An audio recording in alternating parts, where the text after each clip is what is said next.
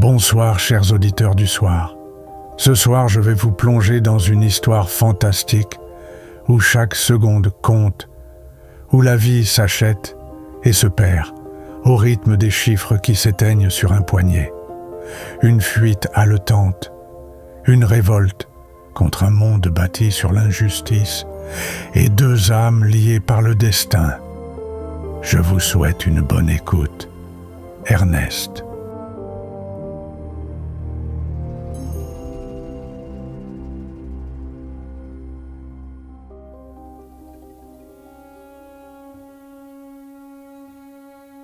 Chapitre 1. Le monde du temps. La ville s'étendait comme une cicatrice lumineuse, coupée en deux par d'immenses barrières invisibles. D'un côté, les quartiers où les secondes s'écoulaient comme du sable brûlant. De l'autre, les zones où les années se collectionnaient comme des pierres précieuses. Là-bas, le temps n'était plus une mesure, mais une monnaie. Une devise plus impitoyable que l'or, plus cruelle que l'acier. Chaque être humain cessait de vieillir à 25 ans. Leur corps figé dans une éternelle jeunesse, mais avec une échéance tatouée au poignet. À partir de ce moment, il ne leur restait qu'une année.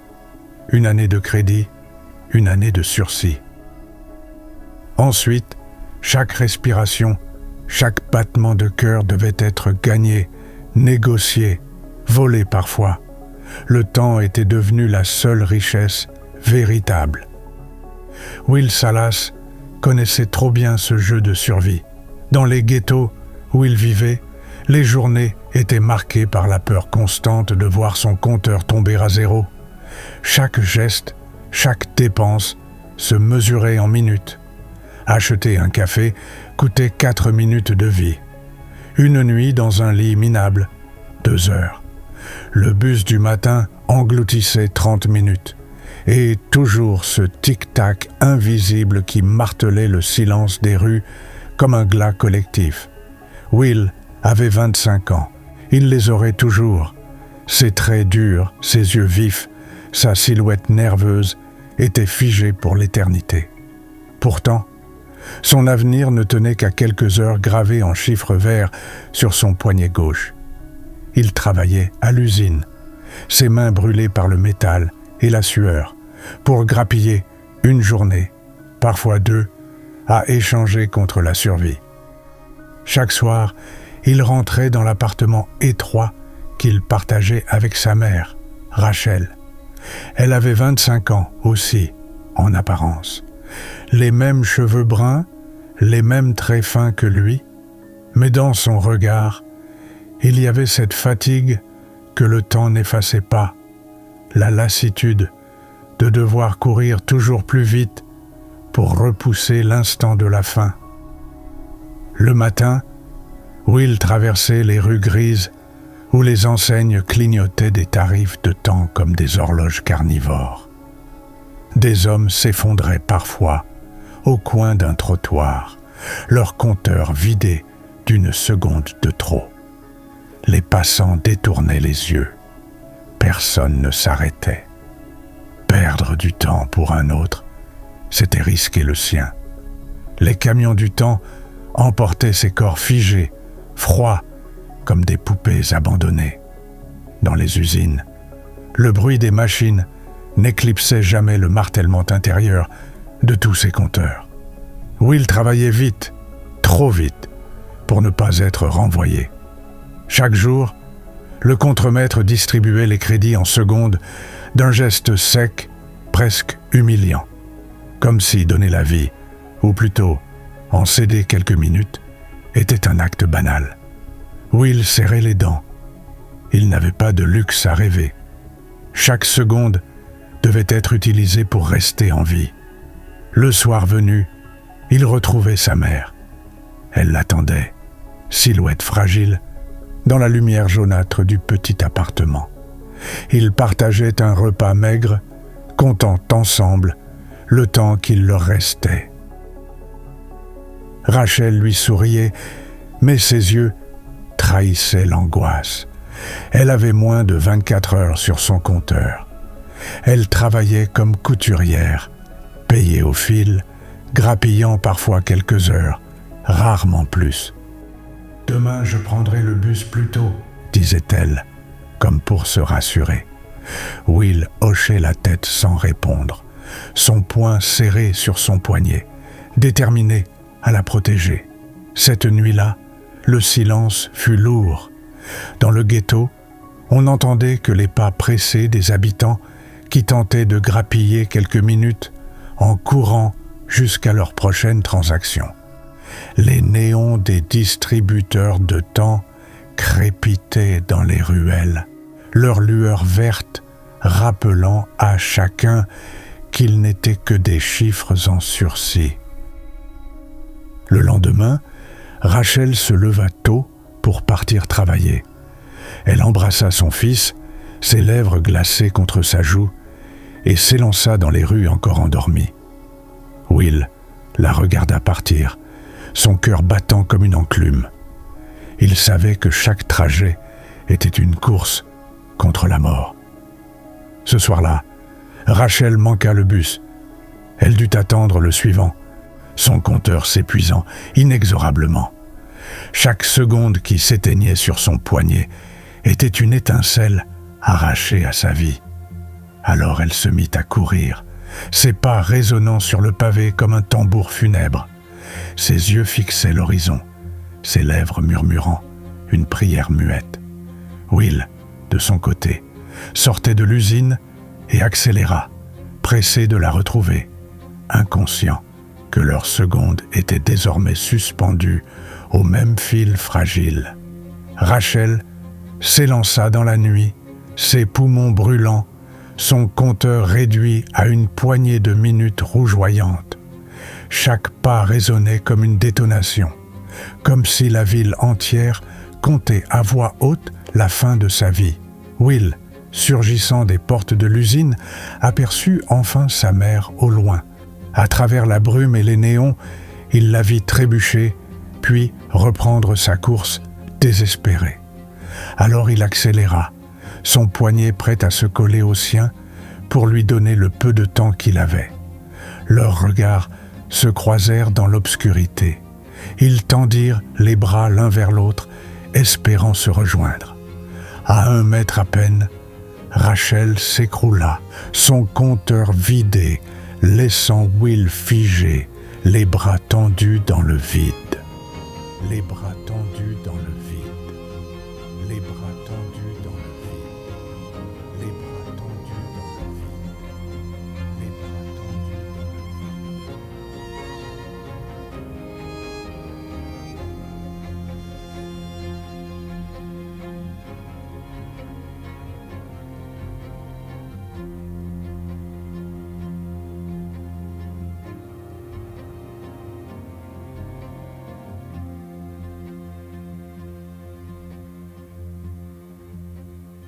Chapitre 2 – Le cadeau du siècle. Le bar était enfumé, saturé d'odeurs de bière tiède et de sueur. Dans le ghetto, on ne venait pas ici pour se détendre, mais pour oublier que chaque seconde s'écoulait inexorablement. Des horloges digitales pulsaient au mur, rappel cruel que personne n'échappait à la morsure du temps. Les regards étaient fiévreux, les rires trop forts, comme des éclats de vie arrachés à la mort imminente. Will, encore secoué par la perte brutale de sa mère la veille, portait dans ses gestes une rage sourde. Chaque bruit de compteur, chaque éclat de rire trop long résonnait en lui comme une insulte à ce qu'il venait de vivre. Le vide laissé par Rachel pesait sur ses épaules, une douleur qu'aucune seconde gagnée ne pourrait réparer. Will entra, le visage fermé, son poignet affichant à peine une journée. Il connaissait ces lieux où l'on buvait sa dernière heure autant que sa dernière gorgée. Dans un coin, attablé seul, un homme tranché avec la misère environnante, costume impeccable, geste calme, le compteur lumineux de son bras indiquant plus d'1 siècle. une fortune vivante. Sa présence était une provocation, une cible. C'était Henry Hamilton. Ses yeux avaient la clarté fatiguée de ceux qui avaient vu trop de saisons, trop de jours répétés. Il fixait son verre sans y toucher, détaché, presque absent. Les autres le dévoraient du regard, des prédateurs affamés, prêts à bondir. Will sentit l'air s'alourdir, comme si la pièce retenait son souffle. Les voleurs apparurent, silhouettes effilées, menés par Fortis, le bandit qui contrôlait les rues. Leurs pas claquèrent sur le sol crasseux. Ils s'approchèrent lentement, leurs poings serrés, leurs poitrines marquées de compteurs faméliques, clignotant dans le rouge. « Tu portes trop de temps », murmura Fortis, sa voix comme un couteau. Henry ne répondit pas. Son regard se posa sur eux avec une lassitude tranquille, comme si la perspective de perdre un siècle ou de tomber raide ne l'inquiétait plus. Mais Will bougea, instinctif. Il se plaça entre l'homme et les vautours. Ses poings se crispèrent. « Trouver une autre proie » lança-t-il, la mâchoire tendue. Le silence se brisa dans un éclat brutal. La bagarre éclata, table renversée, bouteilles explosant sur le sol. Will esquiva, frappa, encaissa. Chaque coup était une lutte, non seulement pour sa vie, mais pour celle de l'inconnu derrière lui. Les secondes s'égrenaient comme une pluie de sable, accélérant le chaos. Finalement, Fortis recula, son sourire mauvais, gravé d'une promesse de vengeance. Will aida Henry à se lever. Ils sortirent dans la nuit lourde, l'air coupant des rues désertes du ghetto. L'homme respirait lentement, comme détaché du tumulte qu'il venait d'éviter. « Pourquoi ?» demanda-t-il simplement. Will haussa les épaules. « Parce qu'on ne regarde pas un homme se faire dépouiller devant soi. » Un sourire à peine esquissé plissa les lèvres d'Henry. Dans ses yeux brillait une étrange reconnaissance, mais aussi une ombre insondable. Cette nuit-là, à l'abri d'un hangar rouillé, Henry parla. Sa voix n'avait rien de pressé. Chaque mot semblait peser des années. « J'ai vécu trop longtemps, » dit-il. « J'ai vu des générations entières s'éteindre alors que moi, je restais. L'éternité n'est pas une bénédiction, c'est une prison. » Il leva son poignet. Le chiffre vert dansa dans l'ombre, insolent. Plus d'un siècle. Alors, lentement, il saisit le bras de Will. Une chaleur électrique traversa leurs veines. Les chiffres se mirent à clignoter, à défiler. Les années coulèrent du corps d'Henry vers celui de Will comme une rivière inversée. Will haletait, sentant le poids d'un temps qu'il n'avait jamais osé imaginer. Quand tout s'arrêta, son compteur affichait 100 ans. Henry, lui, ne gardait qu'1 jour. Il sourit, apaisé. « Ne gâche pas ce don, » murmura-t-il. « Utilise-le mieux que moi. » L'aube trouva Will assis, hébété, dans la chambre étroite qu'il avait louée pour quelques heures. Dans son poignet flamboyait 100 ans, une fortune impossible. Henry, lui, ne se présenta jamais. On retrouva son corps au matin, gisant sur un banc, son compteur éteint, volontairement vidé. Le scandale fut immédiat. Les gardiens du temps envahirent le quartier. Le nom de Will circula, accusé d'avoir assassiné un riche pour s'approprier ses années. Sa photo s'afficha au poste de contrôle, son visage projeté comme celui d'un criminel. Will n'avait plus le choix. Ses pas résonnaient déjà dans les ruelles, le cœur battant à rompre, tandis que derrière lui s'abattait le marteau invisible de la justice. Désormais, chaque respiration serait une fuite.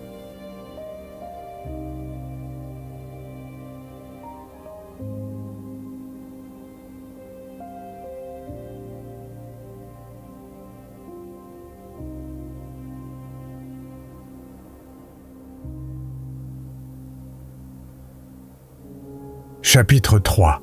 Sylvia, l'héritière captive. Les ruelles de Montreval s'étaient refermées derrière lui, comme une mâchoire prête à le broyer. Will se faisait tout petit, dissimulant son bras sous sa veste pour éviter d'attirer l'attention.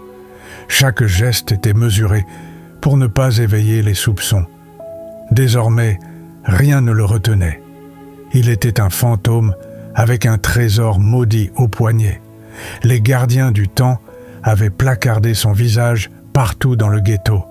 Chaque contrôle, chaque péage allait se refermer sur lui comme un piège.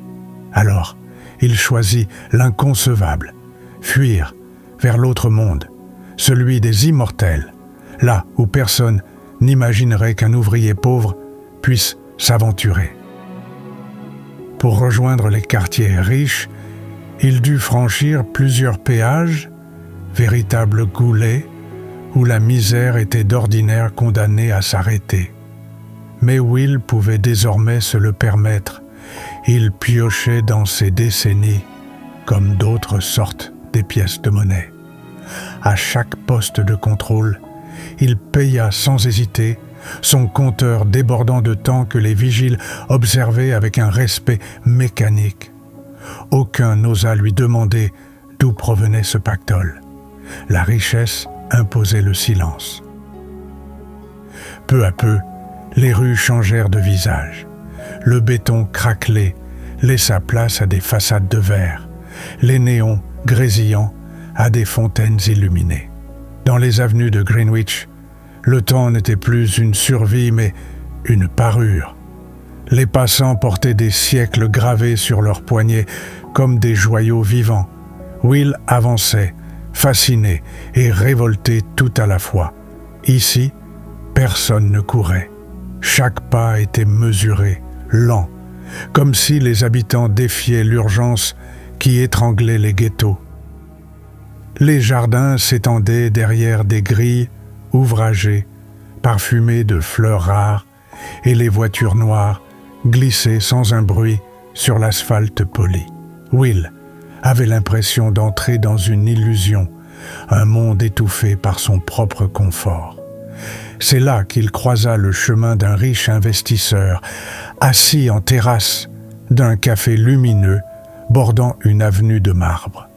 L'homme portait un costume d'un gris clair parfait, et ses doigts jouaient distraitement avec un verre de vin hors d'âge. Il leva les yeux en voyant Will passer, intrigué par ce visage inconnu et par le compteur insolent qui brillait sous sa manche. Peu d'étrangers osaient s'aventurer à Greenwich, encore moins avec des décennies étalées ainsi. Le riche l'appela d'un signe, l'invita à s'asseoir. Will hésita, mais comprit qu'il devait paraître sûr de lui s'il voulait continuer à se fondre dans ce monde. L'homme, convaincu d'avoir découvert un nouveau partenaire d'affaires, se mit à parler placement, rentabilité, investissement dans les banques de temps. Will écouta, répliquant par bribes, reprenant les mots qu'il avait entendus des riches dans les bars du ghetto. Ses maladresses furent perçues comme de la réserve, et l'investisseur en fut d'autant plus charmé. Séduit par ce mystérieux jeune homme aux bras débordants d'années, il lui proposa d'assister à une réception donnée le soir même par Philip Weiss, le magnate du temps. Will accepta, conscient qu'un tel événement lui offrirait l'anonymat au cœur même de la foule des puissants. Will passa de longues heures à errer dans ce nouveau décor, découvrant ces boutiques où l'on vendait des décennies comme des bijoux, et ces parcs surveillés par des gardes, aux uniformes immaculés. Chaque vitrine l'étourdissait, chaque visage figé dans l'aisance l'écœurait. Mais il continua de jouer son rôle, suivant l'invitation de l'investisseur. Quand la nuit tomba, il se présenta au portail monumental de la demeure Weiss, où les voitures, aux vitres teintées, défilaient comme des bêtes de luxe, Un majordome vérifia son poignet et l'introduisit dans le domaine.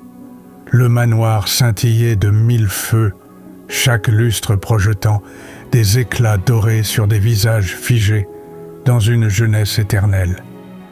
Les invités levaient leurs verres remplis de millésimes inaccessibles, riant de bon cœur, inconscients que chaque seconde gaspillée aurait pu sauver une vie à Montreval. Will erra parmi eux, mal à l'aise dans le costume qu'il avait acheté en dilapidant quelques années. Ses yeux s'attardèrent sur une silhouette. Sylvia Weiss. Elle était là, radieuse, vêtue d'une robe couleur d'ivoire, ses cheveux rassemblés en une cascade maîtrisée. Elle riait aux éclats, mais dans ses prunelles brillait une lueur d'ennui, presque de révolte silencieuse. Leur regard se croisa. Elle fronça les sourcils, intriguée par ce visage étranger qui ne ressemblait à aucun des héritiers ou invités habituels. Ils échangèrent quelques mots. Sylvia, curieuse, chercha à savoir d'où il venait. Will, prudent, resta évasif, parlant de placement, d'investissement, de tout ce que ce monde comprenait. Mais son accent, ses gestes, sa façon de scruter la salle le trahissaient. Il n'était pas d'ici. La soirée bascula lorsque les gardiens du temps franchirent les portes du manoir. Raymond Léon en tête, silhouette droite, regard d'acier, le badge lumineux de son autorité accroché à son poignet. Son entrée fit vibrer la pièce comme une onde glaciale.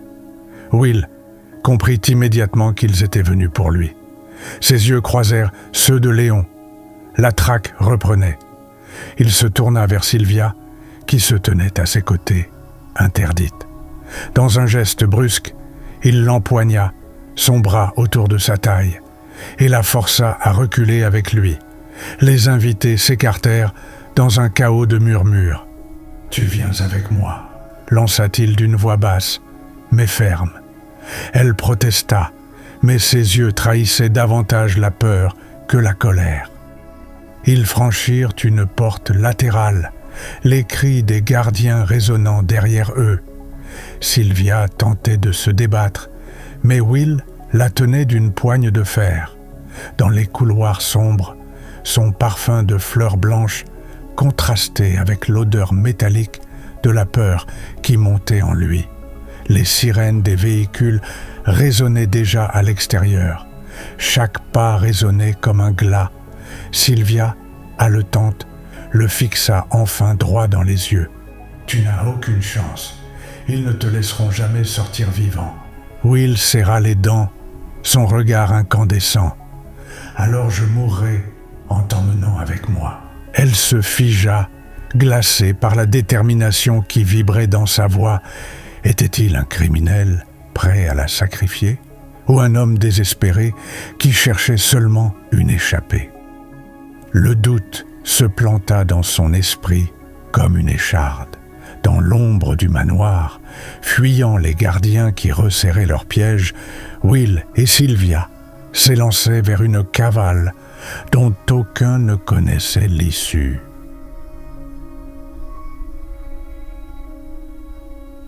Chapitre 4. Chasse à l'homme. Les sirènes des gardiens du temps déchiraient la nuit comme des lames d'acier. Dans les rues lisses de Greenwich, les gyrophares rouges et bleus ricochaient sur les façades de verre, transformant la ville des riches en un théâtre de chasse.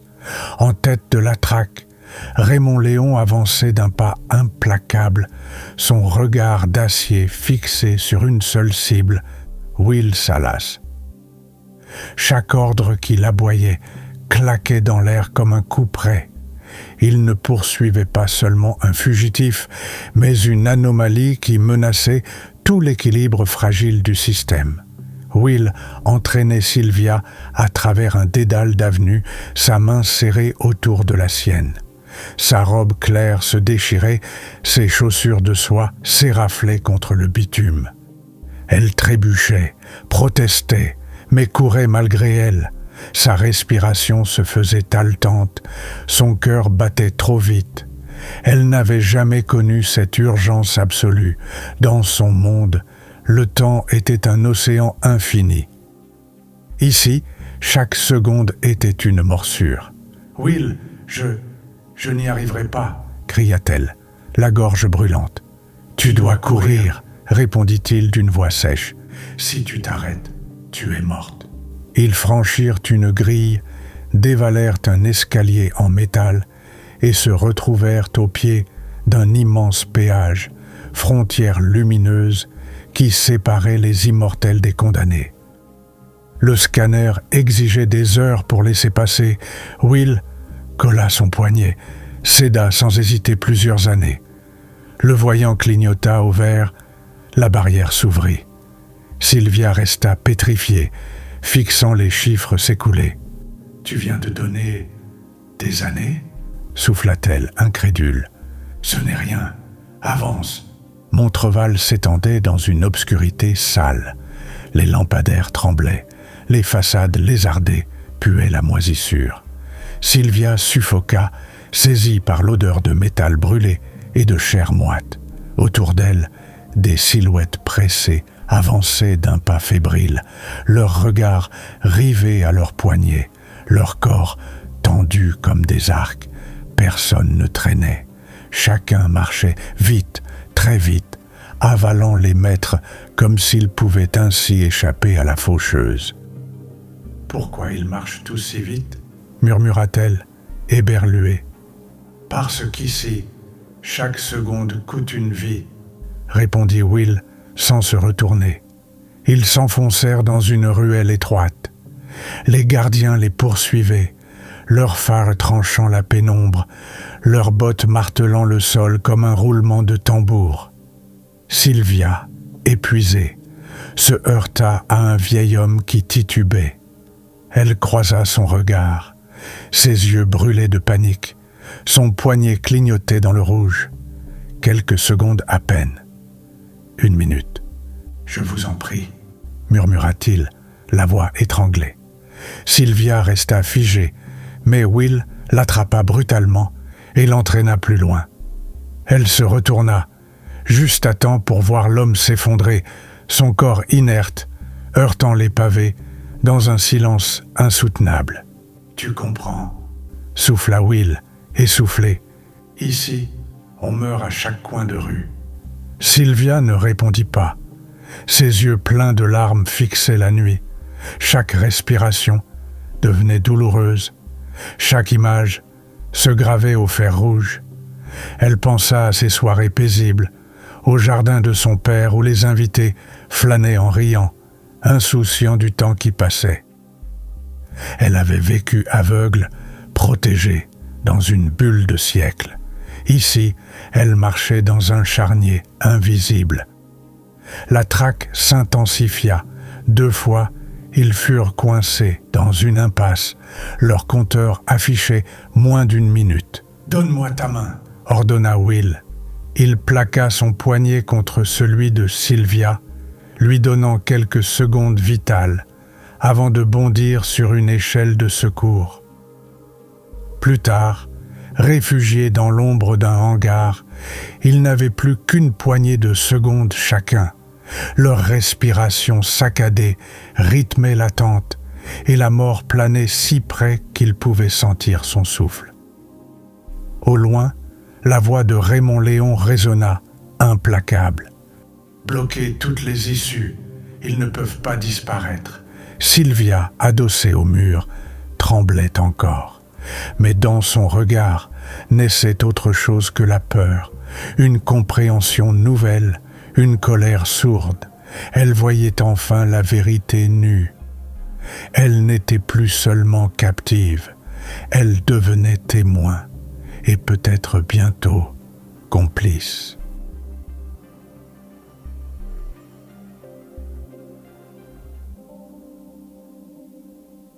Chapitre 5. Le choix de la rébellion. L'aube filtrait à peine à travers les vitres brisées de l'entrepôt quand Will et Sylvia quittèrent leur refuge. La ville s'éveillait dans une toux de fumée industrielle. Les rues, noircies par la poussière, vibraient déjà des pas précipités de ceux qui couraient acheter 1 heure, une journée. Sylvia marchait à côté de Will, le visage marqué par l'insomnie. Elle n'était plus la même qu'au soir de la réception. Le voile était tombé. Elle voyait chaque silhouette comme une condamnée, chaque poignée comme une bombe à retardement. « On ne pourra pas se cacher éternellement, » dit-elle. Will s'arrêta, planta ses yeux dans les siens. « Alors on va frapper, et on va frapper fort. » Le silence pesa. Sylvia soutint son regard. « Tu veux les voler ?»« Pas les voler, » répondit-il. « Les rendre à ceux qui se font voler depuis toujours. » Leur premier objectif fut une banque de temps installée au cœur de Greenwich, une forteresse de verre protégée par des vigiles armés où des capsules de siècles reposaient comme des trésors intouchables. Will et Sylvia s'approchèrent au crépuscule, vêtus de manteaux sombres. Elle tremblait, lui brûlait d'une rage glaciale. À l'intérieur, les clients attendaient devant des guichets, leurs poignets débordant de siècles. Les murs luisaient d'écrans affichant des transactions vertigineuses. 50 ans pour une villa, 200 pour une œuvre d'art. Sylvia sentit la nausée monter. Will serrait son poing autour de l'arme qu'il avait arrachée à un garde la veille. « Personne ne bouge !» lança-t-il en fracassant le silence. Les conversations moururent aussitôt. Les regards se tournèrent vers lui, incrédules. Sylvia avança à son tour, brandissant une capsule qu'elle venait de dérober dans un tiroir de sécurité. Sa voix, tremblante mais ferme, résonna dans le hall. « Ouvrez les coffres !» Un employé, blême, s'exécuta. Les portes blindées s'ouvrirent, révélant des centaines de capsules luminescentes. Will en remplit un sac, chaque geste lourd de colère. Sylvia observait les riches plaqués au sol, leurs regards horrifiés. Toute sa vie, elle avait été de leur côté. Ce soir, elle les voyait comme des prédateurs démasqués. Ils s'enfuirent par une ruelle, les sacs lourds de temps. Arrivé à Montreval, Will brisa une capsule. Une pluie d'heures se répandit sur la foule rassemblée. Les poignets clignotants se rallumèrent, des cris jaillirent, des larmes coulèrent. Des femmes se jetaient à genoux, embrassant leurs enfants, leurs compteurs remontés. Sylvia sentit sa gorge se serrer, ses yeux piqués par des larmes qu'elle ne retint pas. « Tu vois » souffla Will, haletant. « C'est ça, la justice. » Ce ne fut que le début, une deuxième banque, puis une troisième. À chaque coup, la même scène, les coffres forcés, les riches humiliés, le temps arraché à leurs mains et redistribué aux pauvres. Le nom de Will et Sylvia circulait désormais de bouche en bouche. Dans les rues, on murmurait leur histoire comme une légende nouvelle. Des regards s'illuminaient, des foules commençaient à espérer. Mais à mesure que leur ombre grandissait, la traque s'intensifiait. Dans son bureau, Raymond Léon observait les cartes où les braquages s'allumaient en rouge. Ses mâchoires se crispèrent, sa voix claqua comme une sentence. « Préparez les équipes. Cette fois, ils ne s'échapperont pas. » Ils savaient où frapper. Eux l'ignoraient encore. Et dans l'air lourd de Montreval, entre les clameurs d'un peuple qui se réveillait et le grondement des gardiens qui approchaient, la révolte venait d'atteindre son point de non-retour, de non-retour, de non-retour, de non-retour.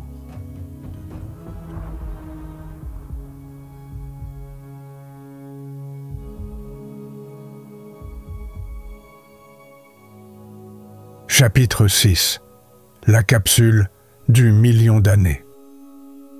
Le manoir Weiss s'élevait au-dessus de Greenwich comme une forteresse de marbre et de verre. Les torches électriques qui bordaient l'allée principale jetaient des lueurs blanches sur la façade, donnant l'impression que la demeure respirait d'une lumière irréelle.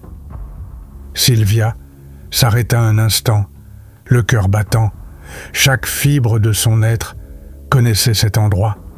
Les dîners fastueux, les rires qui résonnaient dans les couloirs, la voix de son père tonnant de certitude. Mais ce soir, elle revenait en intruse, aux côtés d'un fugitif qu'elle n'aurait jamais dû croiser. Will resserra la sangle du sac vide qu'il portait sur l'épaule. Ses yeux fixaient l'entrée, comme on jauge un ennemi. Il tourna légèrement la tête vers Sylvia. « Tu es sûre de vouloir entrer là-dedans ?» Elle inspira profondément, son regard oscillant entre peur et détermination. « J'y ai grandi. Je connais les couloirs, les passages de service. Si on veut cette capsule, on n'a pas le choix. » Un bref silence les enveloppa. Le vent caressait les arbres du parc, soulevant des feuilles argentées. Puis, Will hocha la tête. « Alors on y va !» Ils se faufilèrent par une porte latérale. L'intérieur du manoir les engloutit aussitôt. Un silence épais, des couloirs immaculés, aux tapis épais, étouffant le bruit de leurs pas. Sylvia avançait en tête, son souffle court. Chaque meuble, chaque tableau lui rappelait une enfance prisonnière du luxe. Elle serra les poings. Derrière elle, Will observait tout avec la méfiance d'un loup en territoire ennemi. Ils atteignirent le bureau de Philip Weiss. Derrière, un mur coulissant, se trouvait le coffre. Sylvia composa le code qu'elle avait vu son père utiliser autrefois. Le mécanisme cliqueta, libérant un souffle d'air froid. À l'intérieur, parmi les capsules luminescentes, trônait un cylindre d'un éclat presque aveuglant, une capsule contenant 1 million d'années. Will resta un instant figé. « C'est monstrueux. » Sylvia s'approcha, sa main tremblante caressant presque la surface polie du cylindre. « Avec ça, des millions de vies pourraient être sauvées. » Will la regarda. Elle avait les yeux brillants, non pas de convoitise, mais d'une intensité nouvelle. Il sentit son cœur se serrer, une attirance qu'il n'avait pas le luxe d'exprimer. Il glisse la capsule dans son sac. « Partons !» Ils ressortirent par les couloirs, mais déjà une alarme stridente déchira le silence. Les lumières se mirent à clignoter, teintant les murs de rouge. Des gardes surgirent aux deux extrémités du corridor. « Par là !» cria Sylvia en désignant un escalier de service. Ils dévalèrent les marches, les balles ricochant contre les murs. Will ouvrait la voie, Sylvia collée à ses talons. Son souffle chaud effleurait sa nuque. Dehors, la nuit éclata en chaos. Des projecteurs balayèrent les jardins, des véhicules noirs foncèrent sur l'allée. Il la tira dans une serre de verre. Les plantes exotiques s'écrasèrent sous leurs pas, l'air embauma d'odeurs lourdes et sucrées. Sylvia trébucha, il la rattrapa d'un geste instinctif. Un instant suspendu, leurs visages proches, leurs yeux ancrés l'un dans l'autre. Elle sentit la chaleur de sa main, la force tranquille qui la retenait. Son cœur battit plus fort, mais déjà des silhouettes approchaient. « Par ici !» souffla Will. Ils brisèrent une vitre et se jetèrent dans la nuit. Les éclats de verre volèrent comme des étoiles autour d'eux. Ils roulèrent sur l'herbe humide, reprirent leur course vers les grilles du domaine. Le moteur d'un véhicule rugit derrière eux. Raymond Léon. Sa voix résonna dans les haut-parleurs. « Rendez-vous, Salas. Vous n'irez pas plus loin. » Will accéléra, la capsule serrée contre lui. Sylvia, haletante, lança un regard en arrière. Les phares les engloutissaient déjà. « On ne s'en sortira pas. »« Si, fais-moi confiance. » Ils atteignirent une barrière. Will arracha un câble électrique, fit jaillir des étincelles. Le grillage s'ouvrit dans un fracas métallique. Ils se précipitèrent à travers l'ouverture. Derrière eux, Raymond ordonnait « Ne les perdez pas !» La fuite se poursuivit dans les rues de Montreval. Les véhicules noirs avalaient l'asphalte, les sirènes lacéraient l'air. Will et Sylvia zigzaguaient dans les ruelles, leurs ombres se fondant dans les façades décrépites. Mais leur compteur chutait dangereusement. Chaque transfert, chaque minute dépensée les rapprochait du néant. Dans une ruelle, Sylvia trébucha de nouveau. Elle s'écrasa contre un mur, le souffle coupé. Will se pencha aussitôt. « Sylvia !» Elle leva vers lui des yeux pleins de larmes. « Pourquoi tu fais ça? Pourquoi risquer ta vie ?» Il la fixe, le visage ravagé par la fatigue, mais illuminé d'une intensité fébrile. « Parce que je n'ai plus rien à perdre. Mais toi, tu peux encore choisir. » Elle secoua la tête. « Je l'ai choisi. Je suis avec toi. » Il resta figé, bouleversé par ces mots. Un instant, il oublia les sirènes, les balles, la mort qui rôdait. Tout ce qu'il voyait, c'était elle. Sylvia, héritière du monde qu'il détestait, mais qui devenait son allié, son égale. Son cœur battit plus vite. Elle posa une main tremblante sur son bras. « Will !» Un coup de feu éclata, éclatant le mur derrière eux. Ils sursautèrent, reprenant leur fuite. Enfin, ils atteignirent une usine désaffectée. Leur compteur clignotait, affichant chacun moins de 2 minutes. Will ouvrit le sac, sortit la capsule. Sa lumière verte illuminait leurs visages épuisés. « Si on échoue maintenant ?» souffla Sylvia. Will hocha la tête. « Alors tout aura été pour rien. » Ils restèrent immobiles un instant, leur respiration entremêlée, la capsule entre leurs mains. Sylvia posa son front contre l'épaule de Will, les yeux fermés. « On ne peut pas échouer. Pas maintenant. » Au loin, les sirènes retentissaient encore. Le piège de Raymond Léon se refermait. Et pourtant, dans cet entrepôt saturé d'ombre et de peur, quelque chose de plus fort venait de naître entre eux. Ils étaient au bord du gouffre, mais ensemble.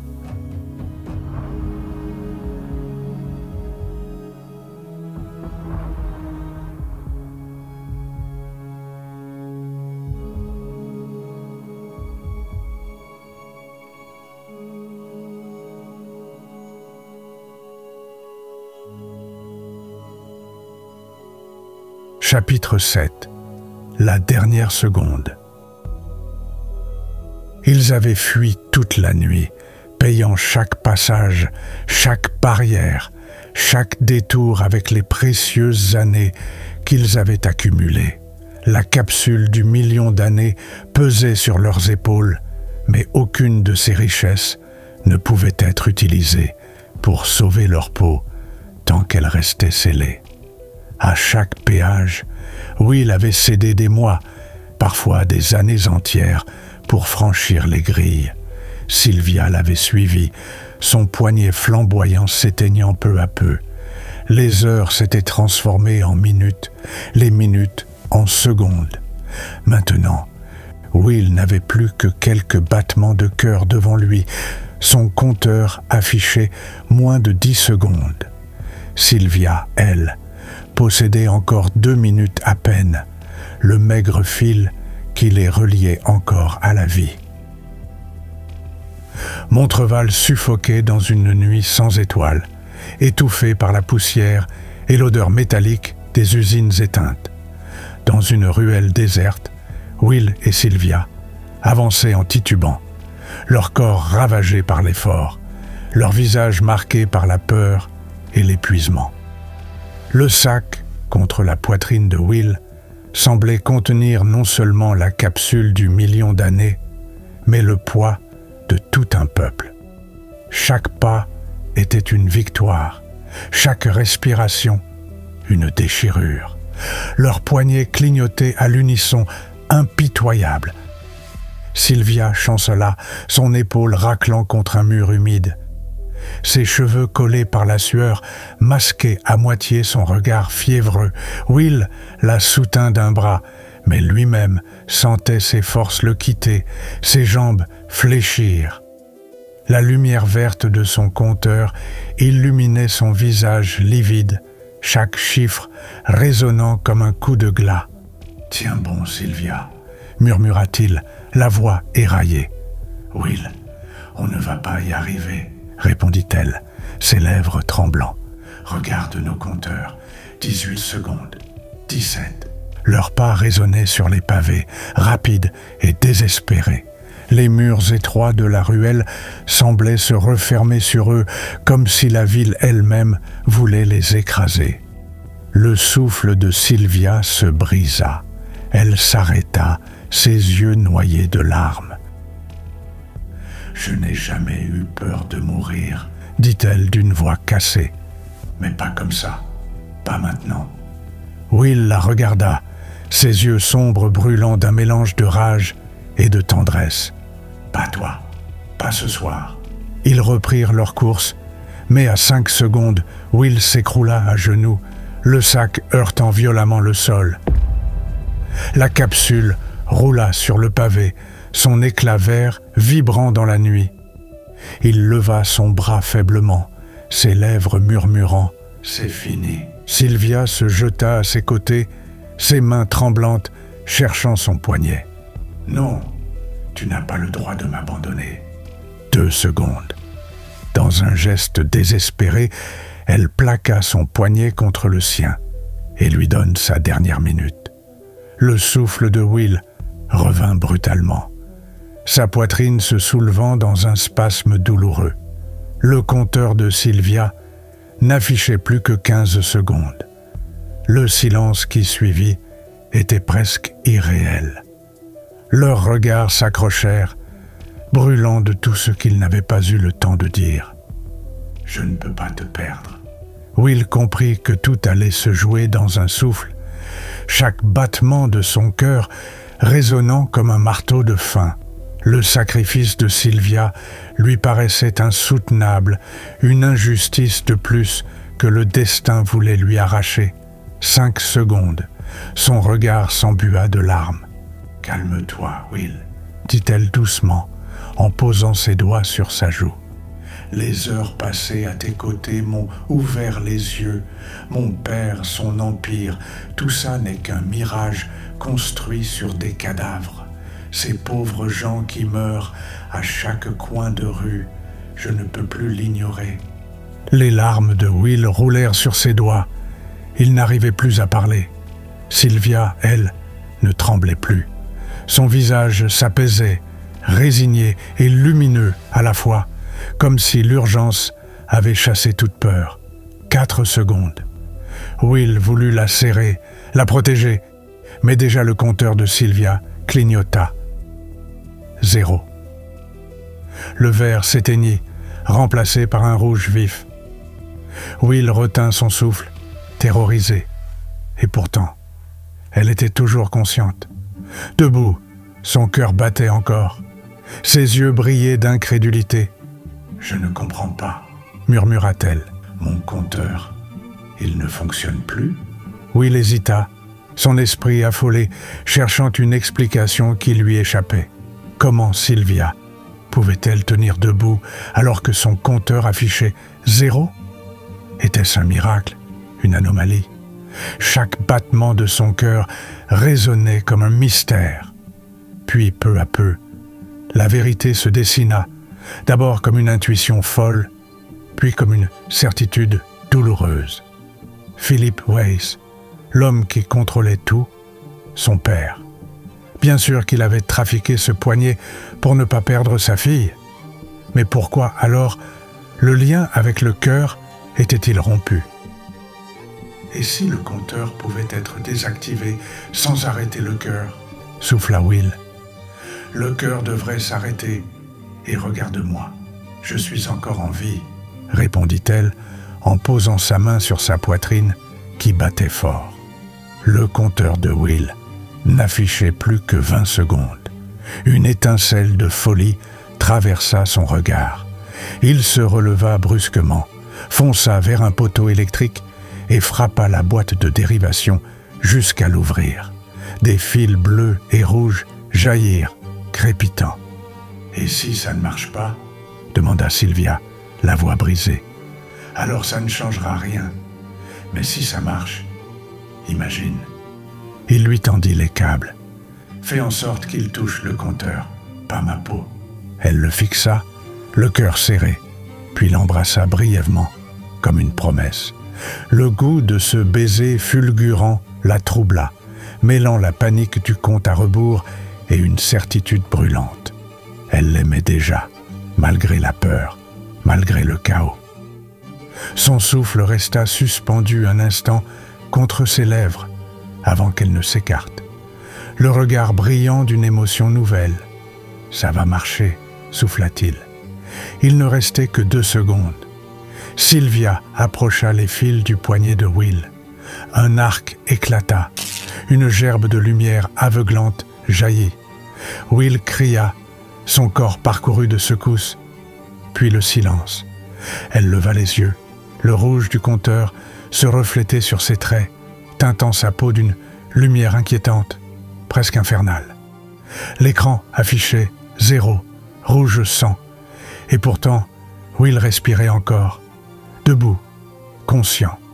L'idée insensée avait fonctionné. Un rire étranglé échappa à Sylvia avant qu'elle ne se jette dans ses bras. Et cette fois, leurs lèvres se trouvèrent dans un baiser qui portait toute la rage, la peur et l'espoir de leur survie.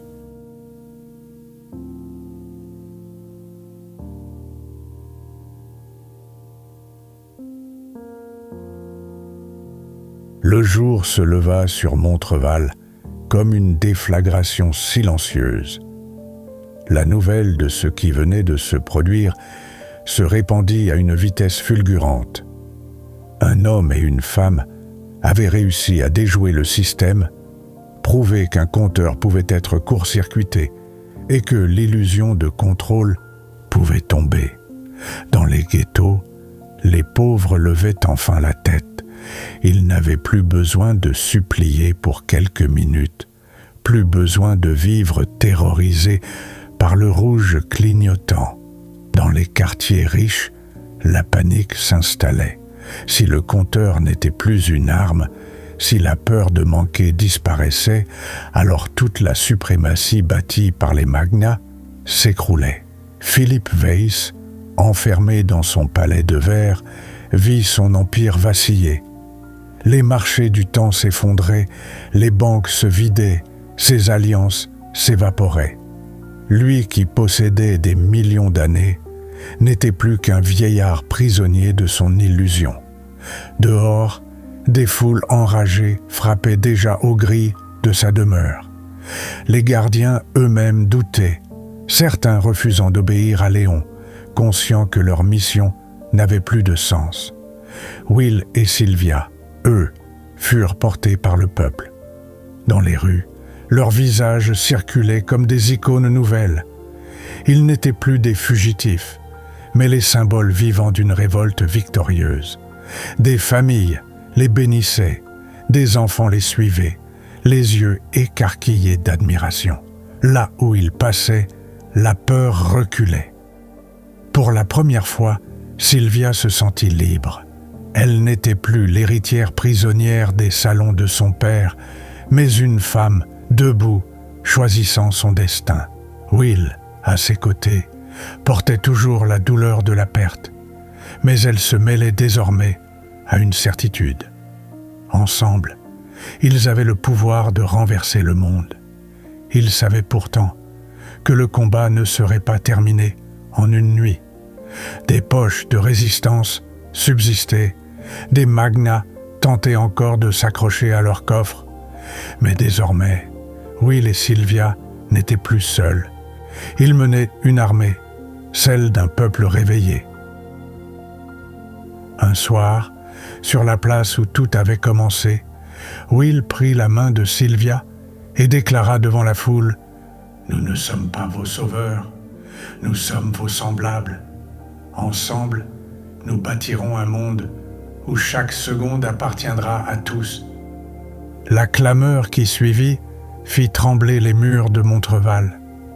Et dans ce tumulte, leurs mains restèrent liées, leurs regards rivés l'un à l'autre. Ils n'étaient plus seulement des survivants. Ils étaient devenus les artisans d'un avenir. Leur histoire n'était pas close. Elle venait à peine de s'écrire.